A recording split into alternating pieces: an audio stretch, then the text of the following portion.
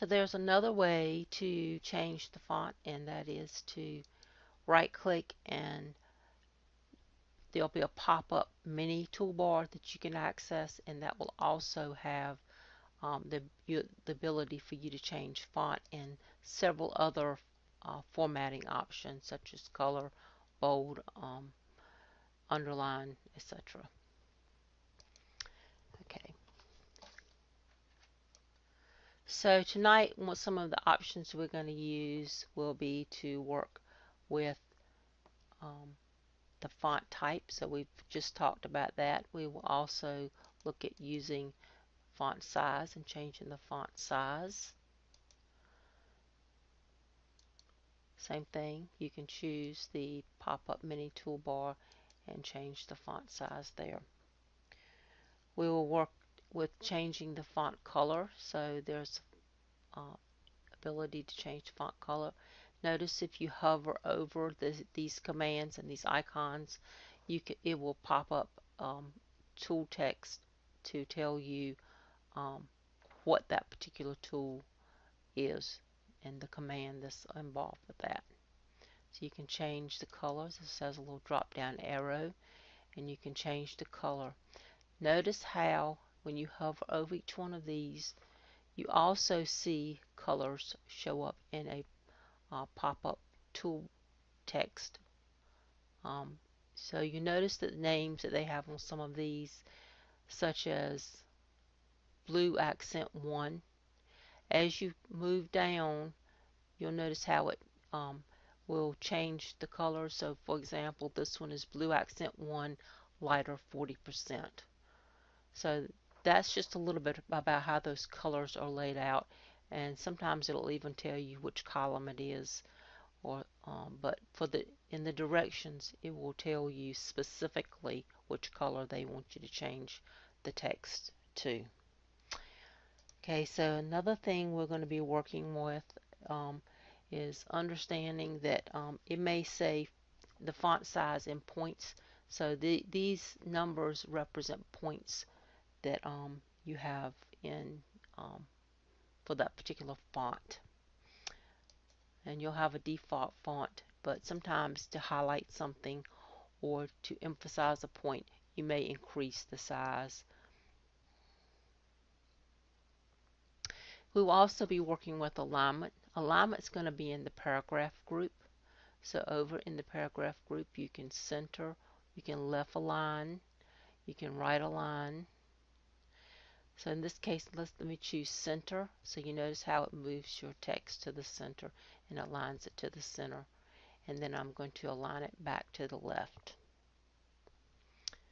You can also do that by using the dialog box launcher and changing it in the paragraph dialog box. So you see the alignment here is left. I can change it to center and say OK. Okay, you can also work with borders.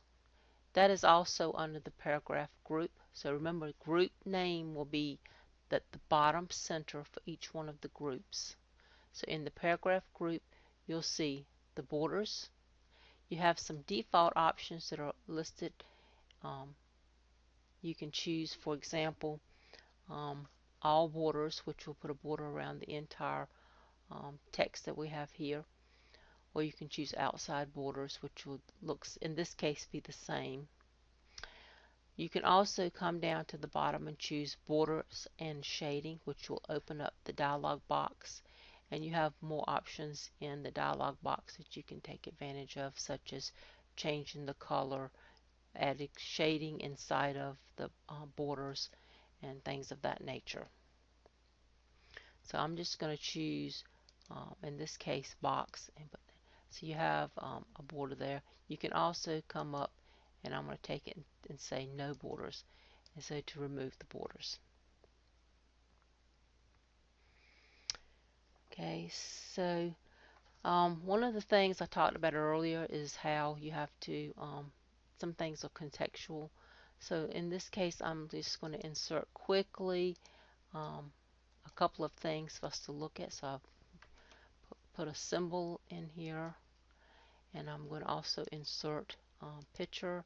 In this case, I'm going to insert online picture.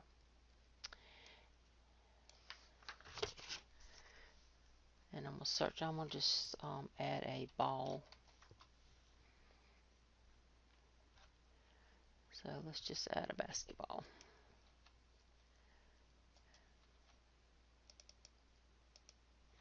Okay, insert that.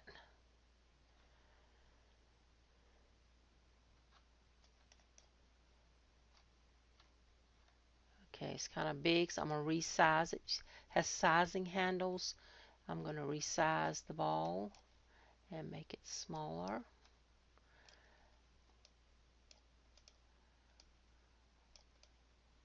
And I can also use the moving handle to move the ball.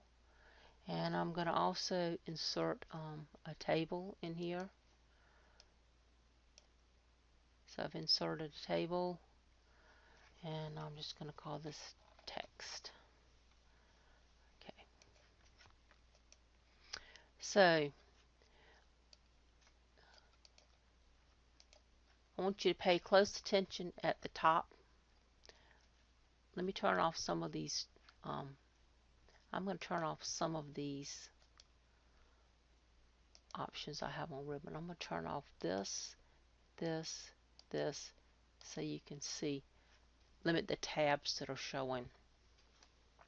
Now I want you to notice when I select this symbol, a Drawing Tools tab opens up.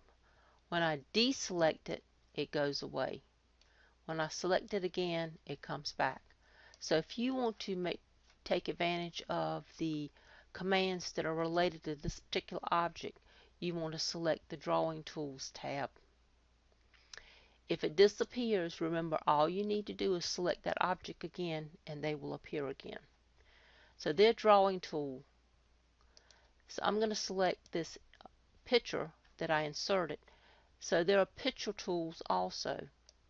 So they're going to be a little bit different than those for the drawing tools. The picture tools have some other options that are available. Same thing though, if you do not see it, it's probably because it's not selected. Just go and select that particular object, that picture, and then you will be able to see the picture tools. That same thing applies for tables. If you select the table, you can see the table tools for design and for layout. And when if it's not selected, that tab will go away and you'll not see it. So just a couple more things and we're going to stop and get started on our work. But if you look on pages Word 2 and Word 3, you're going to see some things that will show you a little bit more about what we've just talked about, and also some new things. So take a couple of minutes to look at that to see if you can find everything in Word. And one of the things we will do is, for example, in View, on the View tab, we're going to make sure Ruler has been selected. So if your ruler is not showing, you want to check Ruler, which is up under the View tab. Okay, so make sure you turn Ruler on. Okay, so let's get started working, and if you want to watch this video again later, by all means do so.